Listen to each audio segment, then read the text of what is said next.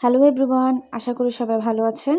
আমি আবারও চলে এসেছি আপনাদের সাথে আরও একটি রেসিপি শেয়ার করতে, মাছ দিয়ে আলু ফুলকপির তরকারি। আমি মাছগুলোকে আগে থেকে ভালোভাবে কেটে ধুয়ে নিলাম।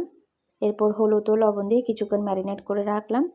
একটা পাত্র বসিয়ে তার মধ্যে তেল গরম হলে আমি মাছগুলোকে ভেজে নেব। মাছগুলো কড়া করে ভাজে নেওয়ার পর তুলে নিলাম।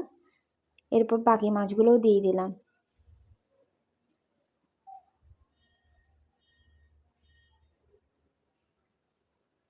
এবার এক এক করে মাছগুলো তুলে নিলাম।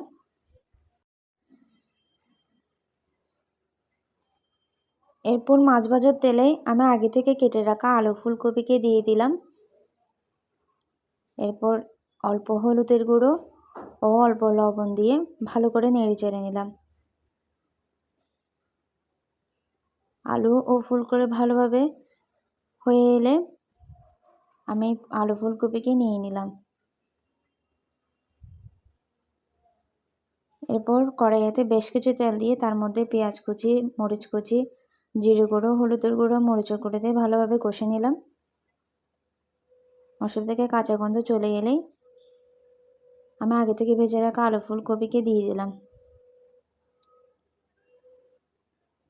এরপর আমি ঝোলের জল দিয়ে কিছুক্ষণ রান্না করে নিব। রান্নাটা পুরোপুরি হয়ে এলে তার মধ্যে আমি ভেজে রাখা মাছগুলোকে একে একে দিয়ে দিব।